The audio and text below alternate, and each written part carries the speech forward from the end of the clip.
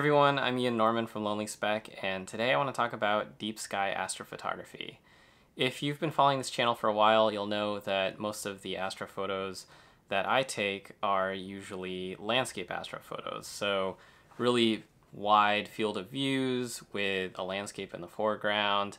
And most of that type of astrophotography can be done with just a regular camera, tripod, and a wide-angle lens. And I'm sort of in the state where I don't really want to have to invest in a whole lot of really big, kind of bulky equipment in order to get into deep sky astrophotography. So for the last month, I've been using a service called Telescope Live. Telescope Live is basically a service where you can rent time on a professional level telescope for taking astrophotos of deep sky objects as well as wide field astrophotography.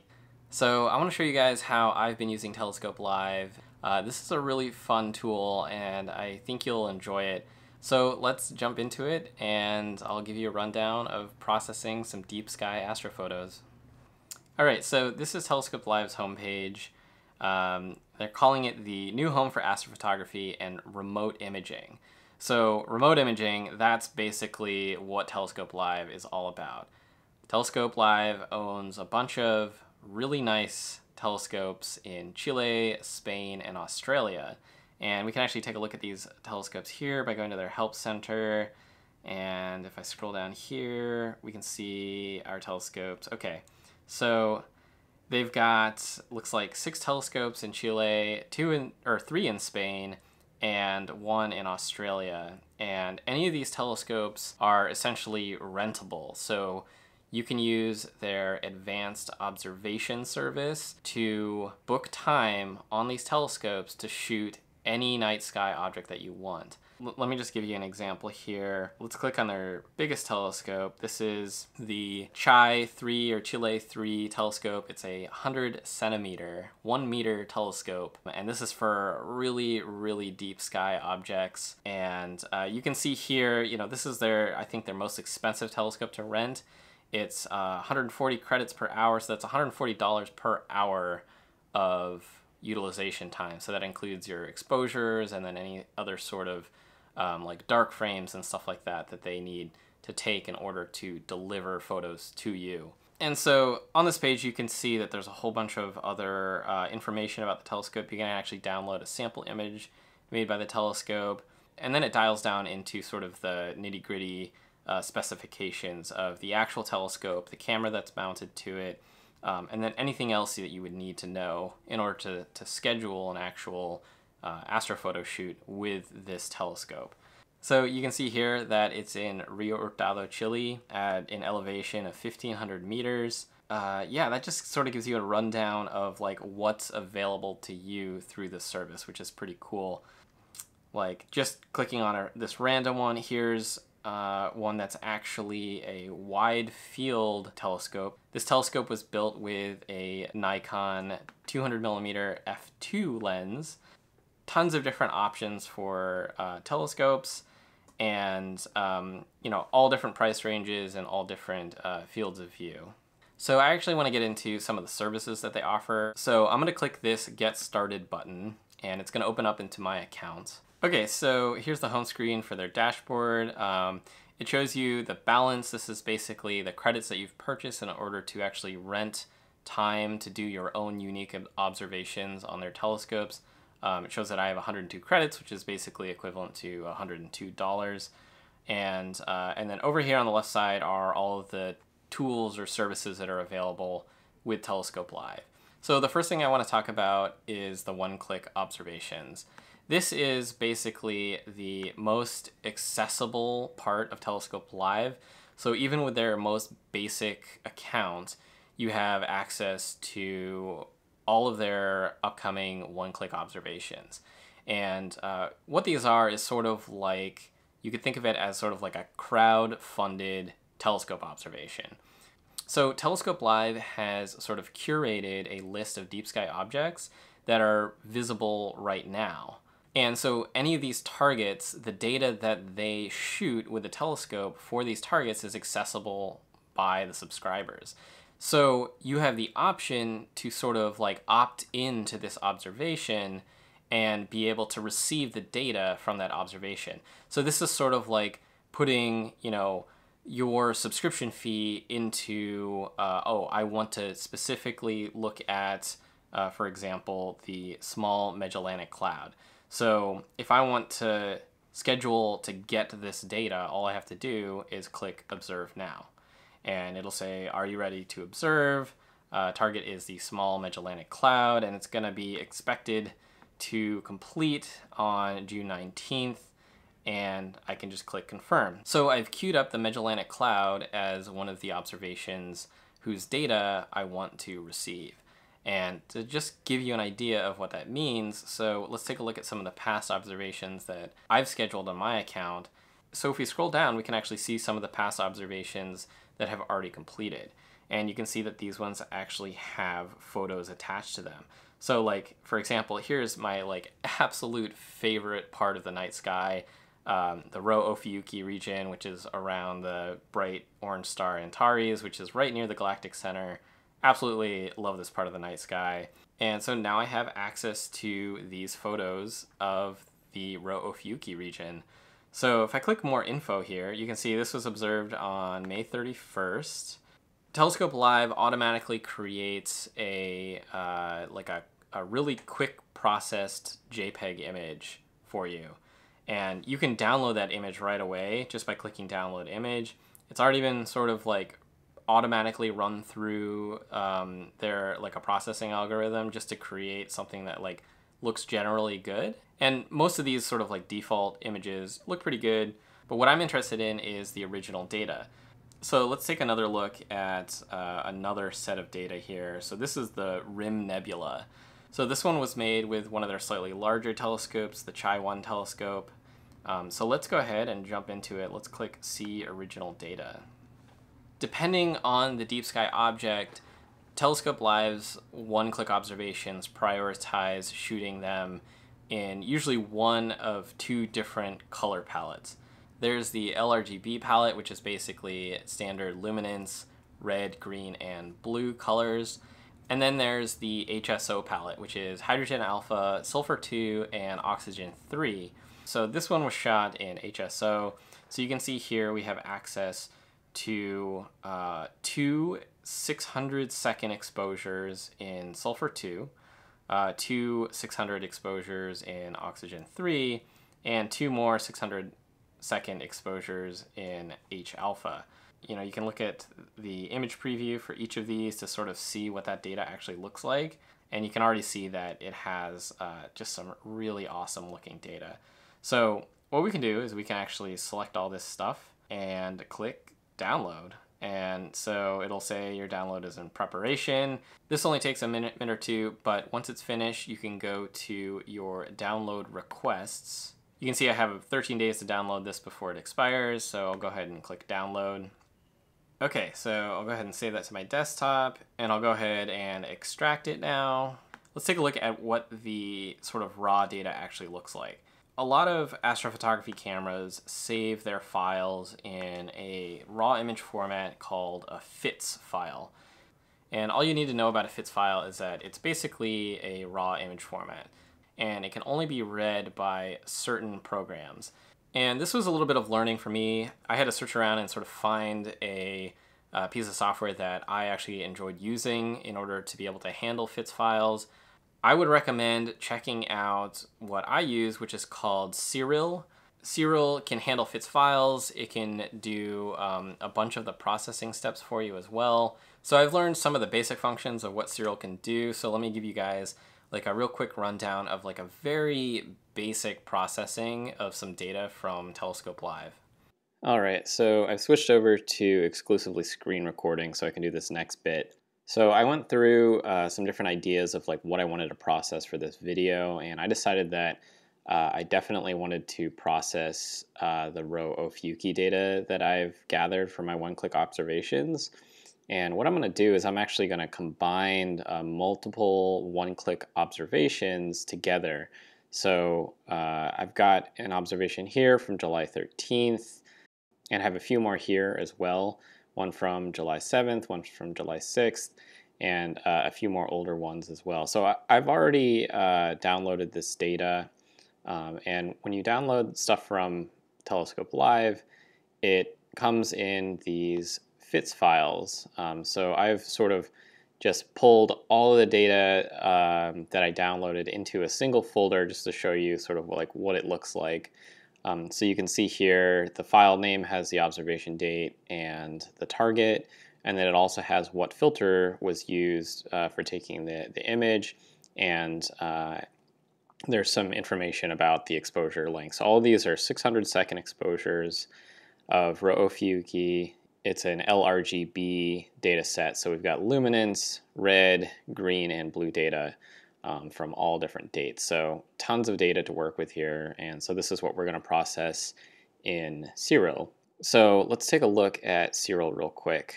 So this is an open source program right now. It's still currently in development, but you can download it for free on Siril.org.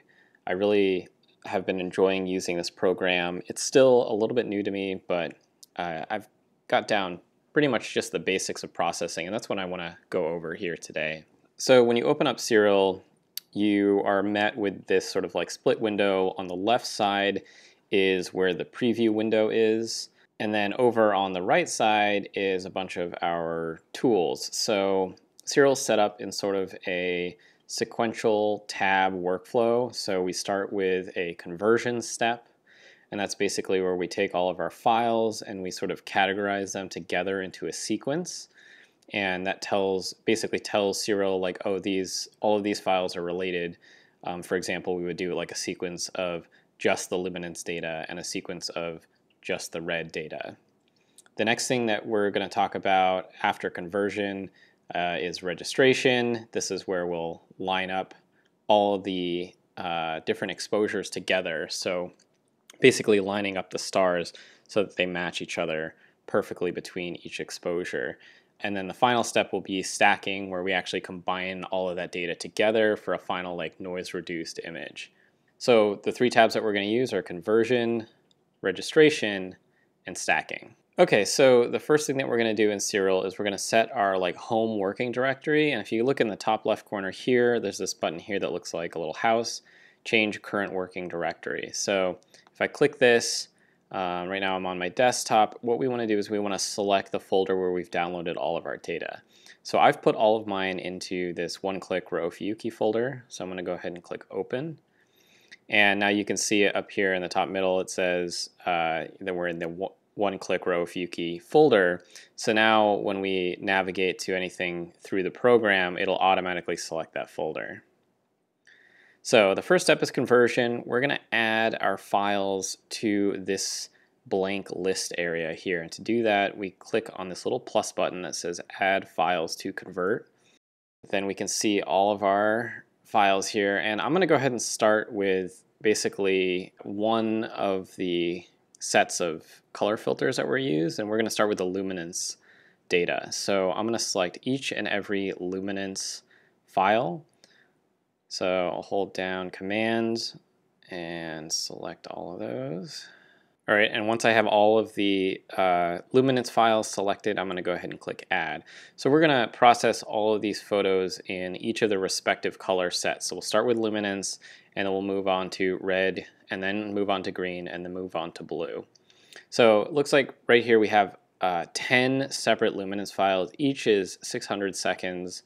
So we've got over an hour of data here, which is pretty cool. Once your files are loaded into this little source section, we want to name the sequence. So in this case, we're just going to name it the obvious, and that is luminance. And then we simply click convert. And that just basically creates a little sequence file to tell Siril, oh, I want to process all of these images together. And you can actually see that if you click on the sequence tab. We don't actually need to use this very often, but you can see that it's created this sequence here called luminance. So once the sequence is created, we can simply go over to registration. And this is where we're going to line up all the stars in our sequence. You can see here it's loaded the data for one of the luminance files. And if you want to see this in a little bit more detail, you can actually kind of stretch the histogram just for the preview by going down here and clicking this button that says linear currently and switching it to auto stretch. And this sort of gives you an idea of like what one of our exposures looks like. If I zoom in on this 1:1, you can see that it's already really pretty clean. These photos were taken from a really dark sky site, and at 10 minutes long, it's just got like really nice clean data. So, we can expect some really nice results, I think, from this particular stack. So yeah, even 1:1, I think this will turn out really nicely. Okay, so for the registration step, which lines up all our stars between each of the images that we put in our sequence, so I like to use the global star alignment registration method, which basically looks at the entire image and finds like the brightest 2,000 stars, and it uses those stars to line up each of the individual exposures with each other. Now, something that I also like to do, but I'm not going to do for this particular example, is I like to use this simplified drizzle setting. What this does is it basically quadruples the resolution of your image. So in this case, we've got a 4,000 pixel wide photo, and it will increase the photograph to 8,000 pixels wide. So basically 4 times the area and twice as wide. What this does is it allows it to do the alignment at the sub-pixel level. So now it has essentially like 4 more pixels with which it can align each of the photographs. So if I wanted a slightly more accurate alignment between each of my frames, I would use this simplified drizzle setting. The only reason that I'm not using this is that it takes a lot of processing power, so I want to keep everything like relatively fast for this demo. All right, in order to get started, we just click Go Register. So when we click that, it brings us over to this console tab, and it shows us what the program is doing in terms of processing. So you can see here, it's running an algorithm called Find Star, so it's looking for all of the stars right now, and then it's going to go through, find all the stars in each image, and then line them all up together. All right, you can see it highlighted all the stars in orange. This process can take a little bit of time depending on how fast your computer is. Mine's a little bit older, so it takes a few minutes.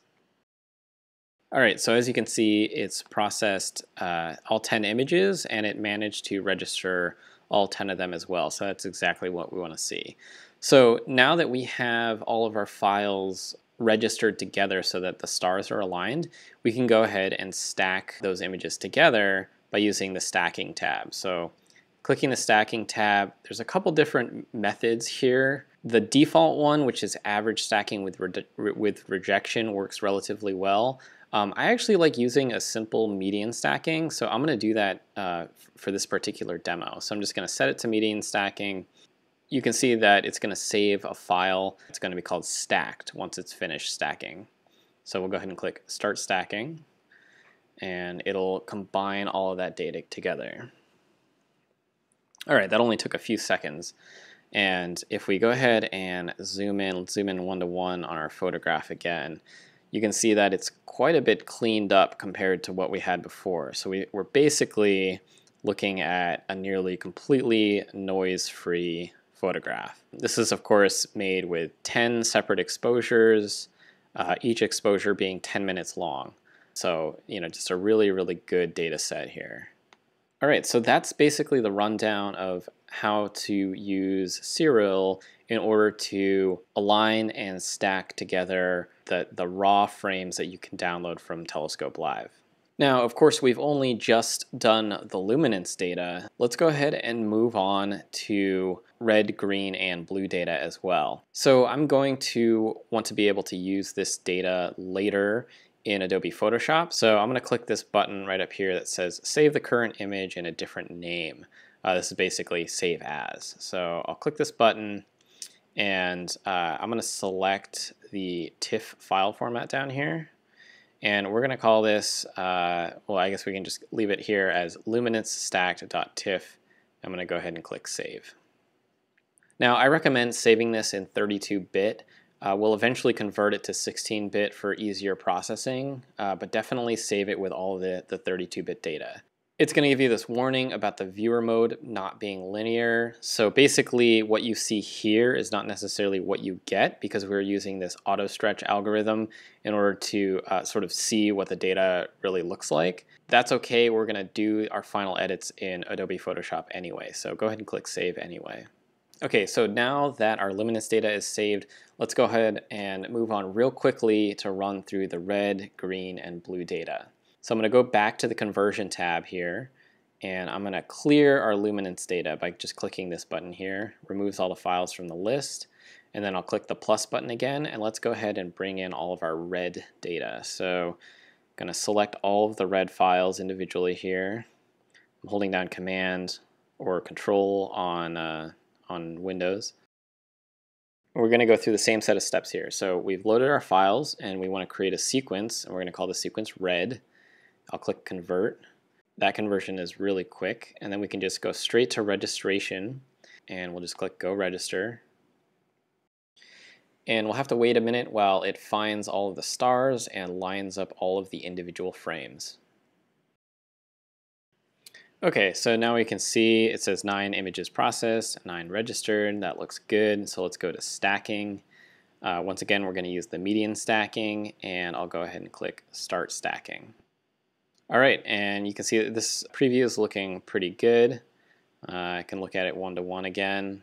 This data is a little less clean than the Luminance data, which is expected, but it still looks really, really good. Okay, let's move on to green.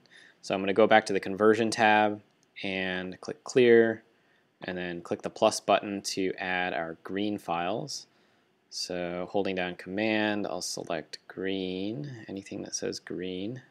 All right, looks good. 8 files. I'll add those together, and then we're going to name our sequence green, and I'll click Convert. And then we can go straight to registration. Once again, using global star alignment, click Go Register, and we'll wait for it to find all of the stars in all of our green filtered images.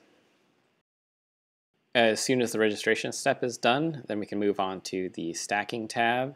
Once again, we're using the median stacking, and we can click Start Stacking. All right, let's move on to the final set of images, and those are the blue exposures. Go ahead and click Add Files to Convert, and I'll go ahead and select all of the blue files.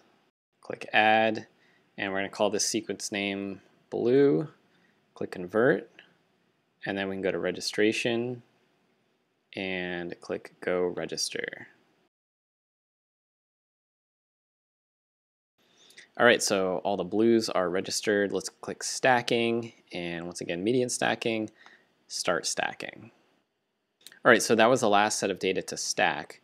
Now I'm going to show you how to combine the red, green, and blue data together into a final color image that we can save. Okay, so the last step is to take our stacked red, stacked green, and stacked blue data and combine those together into a final color image. So what we're going to do is we're going to go ahead and clear the source window here, and we're going to add each of our individual stacked images. So I'll scroll down here, and I'm looking for the files with the suffix stacked on it, and I'm specifically looking for red, green, and blue. So we're going to skip the Luminance data for now. So I'm going to select that. I'm holding down Control, and where's blue stacked? So we've got the blue stacked, green stacked, and red stacked files all selected. So I'll go ahead and click Add.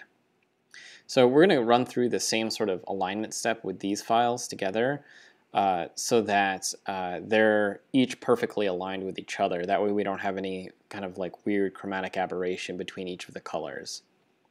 So I'm going to name this particular sequence based off of the order that these files are in. So they're blue, green, and red. And so I'll just go ahead and call this B, G, and R for blue, green, and red.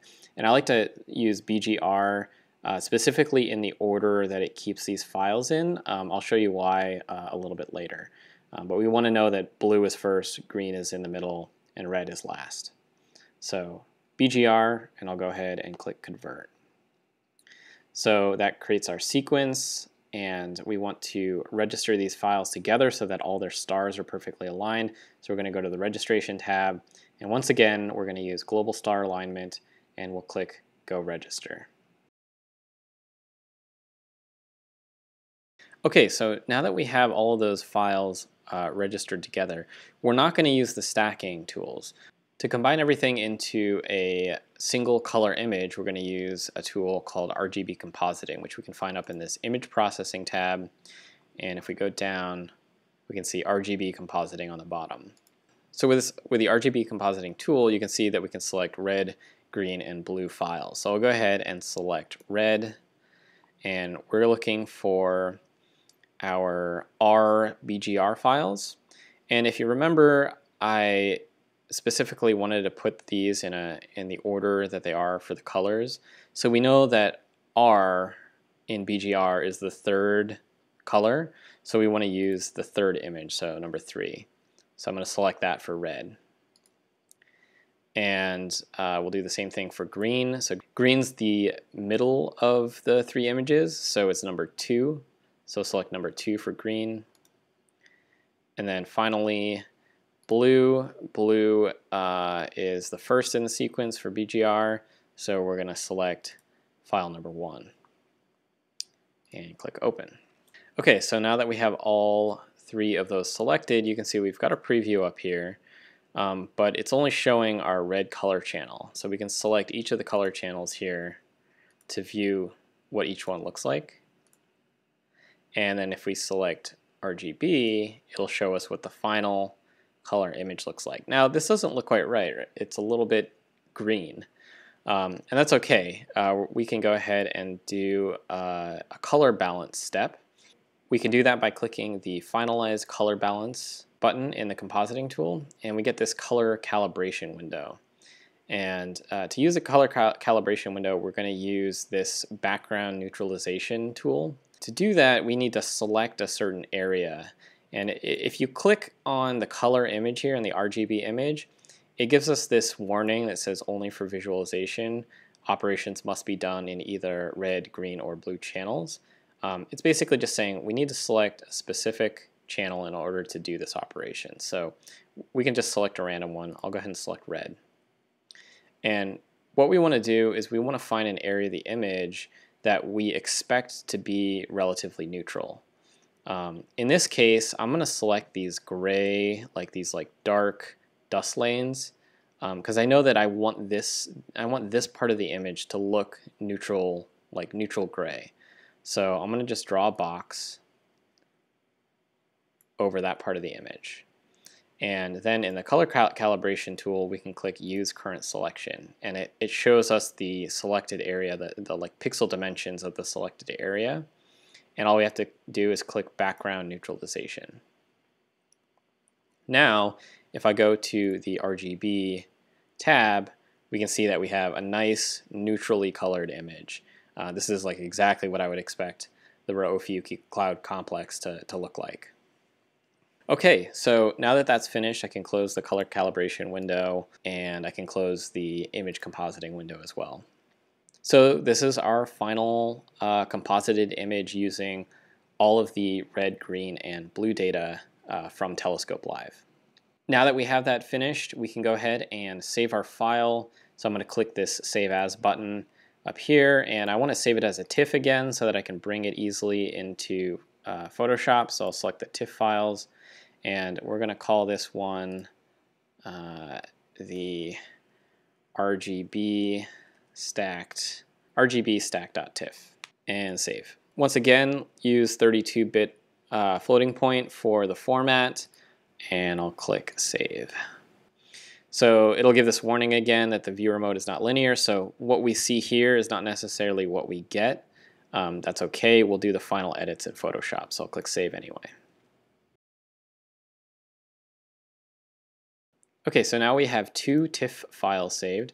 We generated a whole bunch of files in this process, but the files that we care about now are these stacked TIFF files. So I've got the Luminance stacked file, and I've got the RGB stacked file. So let's go ahead and bring those into Photoshop, and I'll show you how we can process them. Okay, so I'm going to go ahead and open both of my files in Photoshop. So let's get RGB stacked, and Luminance stacked, and I'll click open. So when you first open these files, you'll notice that both sets of files look pretty dark. Our Luminance data is relatively dark, and our RGB data is extra dark. So we're going to go through and we're going to sort of stretch these images out to get more detail out of them. I'm going to go ahead and start with the RGB stacked image. This is the image that we care about the most. This has got all of our color data, and then we'll bring in the luminance image a little bit later. Okay, so with RGB stack selected, there's a few things that I want to point out here. The first one is that we're working with a 32-bit file. All that you need to know about that is that it basically means that this is a very high dynamic range photo. So even though this looks really dark, there's actually a lot of data stored in there. In order to do certain types of edits, we'll have to convert our 32-bit file into a 16-bit file. But before we do that, I want to do most of my initial edits with the original 32-bit data. So the first step that I want to do is I want to do a simple curves adjustment layer. So using my adjustments tools here, I'm going to select the curves tool. And if you don't see that adjustments palette, you can open that up by clicking Window and then selecting Adjustments. So with the curves tool up, I'm going to basically try and make this image a whole lot brighter so we can sort of see what's going on. And one of the things that I want to make sure that I'm avoiding when using the curves tool is clipping any data. So you can see, like right now, trying to make this really steep curve here. This dotted line is sort of indicating that I'm clipping off all of the very brightest data. So what I want to do is I want to bring down that curve into a kind of like a smooth transition, so it makes like a gradual transition all the way out to pure white. So that's the first curve that we're gonna look at. All of our data is really scrunched over to the darks, so we're gonna have to use a couple separate curves adjustments to make it look really good. Okay, so with that initial curve adjustment there, I want to add another curves adjustment on top of that. And now we're going to sort of chase after some of these darks. So you can see here in the image that the majority of our image is sort of like in this sort of like dark gray area. And if I bring down the curve here and then sort of bring it up towards the brights, we can get a much contrastier image. So I'm sort of bringing the shadows in. That's looking pretty good. So we've got some like nice dark dust lanes. So once again, it's important that we don't clip off the top of the curve here, because all that does is it sort of blows out the really brightest bright whites of the image. So I want to make sure that we're always making a gradual transition to the whites. All right, so that's actually looking pretty darn good. So once again, we're still working in a 32-bit image, but I'm going to go ahead and bring this into 16-bit so that I can do a few more operations on it. In order to convert it to 16-bit, I'm going to go ahead and start by flattening it, and then we can go to Image and then Mode and select 16 bits per channel. And you can see that initially that sort of changed the contrast. It looks like we're sort of blowing out the highlights here. It's best if you switch the method to exposure and gamma, and that'll give us something similar to what the preview looked like while we were in a 32-bit mode. So I'll go ahead and click OK with the defaults. And now we have a 16-bit image. So that opens us up to being able to do a whole bunch more different types of adjustment layers, and it also enables a bunch more Photoshop filters that we can use. So once again, this is all of our color data. This is the RGB data. So I'm going to name this layer RGB. Now that we've got our RGB data processed, I'm going to take a look at our luminance data. So let's click that luminance file that we opened up previously. And you can see that this is currently in black and white. It's a grayscale image. It's also 32 bits per pixel. This sort of creates some like weirdness with how adjustments work. So what I actually like to do is I actually like to convert this grayscale image to RGB. So I'm going to go to Image, Mode, and then RGB Color. And we'll leave it as 32-bit color. The reason that I like to do that is because of how the histogram works in a grayscale image in Photoshop. Histograms are sort of backwards, and I really don't like using the inverted grayscale histogram for doing curves adjustments in Photoshop, so I just convert it to RGB and edit from there. So we're going to do another curves adjustment layer, and just like the last one, this first adjustment layer is just to bring out a lot of the detail. So just pulling up my curve, making it really, really bright, and I want to give like a gradual shoulder to the top part of this curve. That way we're not clipping off the really bright white data. Okay, so that's the first curve, and the next one we're going to sort of chase after some of the darks. So I'll add another curves adjustment layer, and in this case I can just pull down the black point just by moving this point all the way in. And you can see that that's adding like a lot more contrast to our image.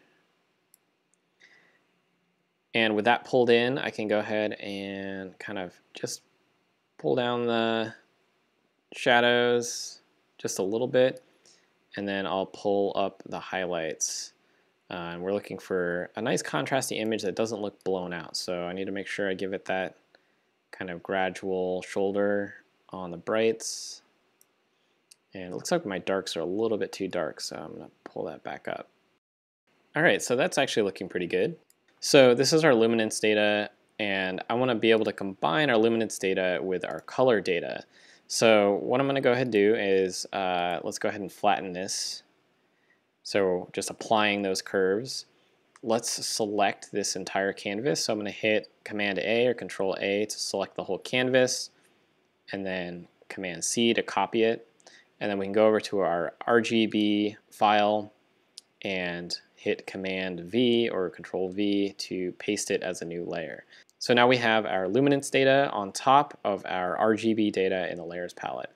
Let's go ahead and name this layer luminance just so we remember what it is. So when we talk about an LRGB workflow, basically we're talking about editing our luminance data separately from our color data. So in this case, that's what we're going to do. We're going to do a couple different edits specifically to our luminance data to make sure that it looks its best, and then we'll combine that with the final RGB data.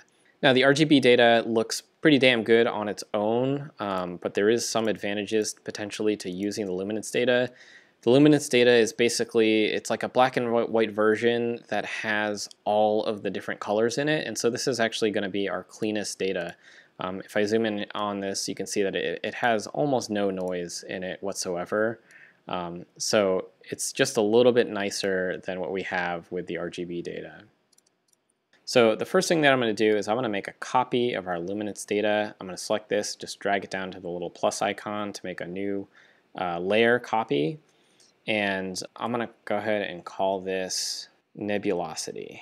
So what we're going to do is we're going to focus on the editing of the nebulosity layer to basically bring out as much detail in, well, the nebulosity. So with that selected, what we're going to do is first we're going to eliminate all of the stars from our image, or at least the dimmest ones. With the nebulosity layer selected, I'm going to go to Filter, and then Noise and Dust and Scratches. And this is basically a way to remove the stars from the image. So what I like to do here is start at a threshold of 0 and use a radius of 0. And basically what we want to do is we want to increase our radius until we see most of these stars kind of go away. And I want to look at a portion of the image that has like a lot of nebulosity detail. So you can see right in here we've got like a kind of like cool interaction between these dark dust lanes and then some of this brighter nebulosity. So it's kind of like a good area to preview it. So let's go ahead and increase the radius of our dust and scratches. So we're just going to increase this until we see most of the dim stars get eliminated. And you can see that by default, without any sort of threshold set, it removes the stars, but it gives it this kind of really blurry look. So the next step after increasing the radius is to increase the threshold. And we're just going to increase this just a little bit, just until we start seeing kind of some halos around where the stars should be. And if I sort of like zoom in here, you can see where these stars are being eliminated, there's a little bit of a halo there. So I want to actually kind of just adjust my threshold until that halo isn't super visible. So it looks like right around 10 levels. Works fairly well. So I'll go ahead and click OK. So let's zoom out. I'll just show you kind of the difference that made. So here's our sort of star reduced image where we're just focusing on the nebulosity. If I undo what we did, you can see it like completely eliminated most of the fine point stars. So now we have this image to work with in order to sort of bring out a lot of the detail in the nebulosity without having all of those other stars sort of getting crunchy looking if we're trying to increase contrast and the like. Okay, so let's go ahead and work with this image just a little bit and see what kind of detail that we can bring out of it. So the first thing that I'm going to do is just a simple unsharp mask. So I'm going to go to Filter, Sharpen, and Unsharp Mask. We're going to use a large radius unsharp mask. So we're talking about 60 pixels here. I'm using 63 pixels for the radius, and we can just adjust this sharpening amount until we kind of like really get like a lot of like detail popping out of the nebulosity. We need to be a little bit careful with this because we don't want to make it look too crunchy today. And you can see there's some detrimental things related to doing this unsharp mask. You can see it blows out some of the stars. So we don't want to be too strong with it. Of course, we're going to correct this a little bit later. We'll counter this this blown out area in a little bit here. So I think that looks pretty good just for this demo. So I'll click OK. All right, so that's our unsharp mask. I'm going to go ahead and add a curves adjustment. So I'll click the curves adjustment layer here, and let's go for just a little bit more contrast. I'm just bringing out just a tiny bit more contrast, just adding like a real gradual S to the curve. One of the problems with what we did by using that dust and scratches filter is we've lost all of the fine detail in certain areas of the image, like this globular cluster here. And the nebulosity looks good, but the stars just don't look quite right, and there's sort of some artifacts of kind of stars in the background area. What we want to do is we want to sort of bring back the original stars that we had eliminated. In order to do that, we're going to apply what's called an inverted mask to the nebulosity layer. I'm going to go ahead and just combine these two layers together, so that the curves adjustment that I made on the nebulosity layer. I'm going to select both of those, right click and say merge layers. That's optional. I'm just going to do that for the sake of making things easy. Name this nebulosity again. Okay, so what we want to do is we want to be able to sort of let the original luminance layer, which if I turn off nebulosity, you can see. So we want to combine that luminance layer with our nebulosity layer. And we're going to do that with an inverted mask. So to make an inverted mask, we're going to use the data from the luminance layer. So I'll select that, and we're going to copy that. So I'm going to do Command A to select the entire layer, and Command C to copy it. And now I want to paste my luminance layer into a mask on the nebulosity layer. So I'm going to select the nebulosity layer, and I'm going to click this Add Layer Mask button. What I want to do is I want to paste the luminance data into our layer mask. In order to do that, I need to hold down Alt or Option and click on this white box in order to see the mask. So here's our mask, and we want to paste the data that we copied with Command V. So that's pasting the luminance data into our mask. And then of course it's called an inverted mask. So the last thing that we need to do is we need to invert the colors. And we can do this one of two ways. We can go to Image, Adjustments, Invert, or you can see we can press Command I or Control I, and that'll invert it so it makes black white and white black. So now if we click on the main nebulosity layer, we can see that most of our stars are back. And if you take a close look at this, you can see that the change that our nebulosity layer makes now is a lot more subtle. So we get that increase in contrast. We get sort of the sharpening of some of the nebulosity. So if I turn that off, you can see it like really brings out some of that nebulosity. But our stars are still there. You know, it doesn't look like we've sort of deleted all the stars out of the image. So the globular cluster still looks like a globular cluster with a ton of different stars in it. Okay, so that's looking really, really good. I really like the result of that. That's basically our luminance data. So I'm going to select our luminance and nebulosity. I'm going to put that into a group here. Group this together. We'll just call this luminance again. So that's our luminance group, and then we have our RGB group. So the first step to combine these together is we're going to set the blending mode of our luminance group to luminance or luminosity. Okay, so now that the blending mode is set to luminosity, we can see sort of through the luminance layer into the color layer. So now the color layer is applying its color to the image, but the luminance data is being taken from just the luminance layer. And if I turn off our luminance data, you can sort of see the difference between this image, which is our raw color data, and the luminosity LRGB composite. So doing this sort of separate luminance and RGB editing, we can really get like, you know, kind of a really dynamic looking image that has a little bit more detail in it, since we did the individual edits to the luminance layer, and we still retain the color data from the RGB layer. Okay, so that's looking pretty darn good. I think I'm going to do one last little adjustment here using the vibrance and saturation adjustment layer. I'm just going to increase the vibrance just slightly, give it a little more saturation. All right, I like that a little bit better. All right, one thing to keep in mind is that the raw data that you're getting from Telescope Live, since it was shot through a telescope, by default the sensors don't flip the image around, so you actually end up getting a mirrored version of what the actual data looks like. So I'm just going to go to Image and then Image Rotation, and we're going to do a Flip Canvas Vertical. And so this is what Rho Ophiuchi actually should look like. You can see that we've got, it looks like the framing was slightly different between certain nights. So we've got a little bit of a line here where, you know, kind of one frame maybe had a little bit more light pollution than the other. Not a big deal. I'll go ahead and just crop that out. So using the crop tool here.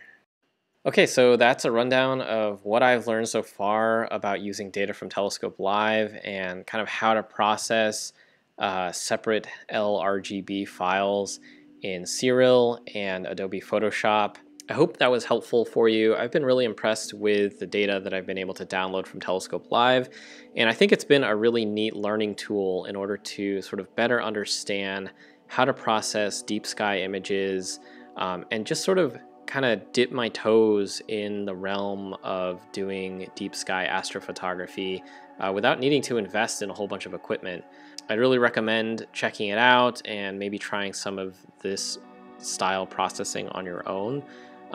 You know, download Siril, it's an open source program, and maybe check out the free trial of Telescope Live. If you have any questions about this process, definitely leave your comments below.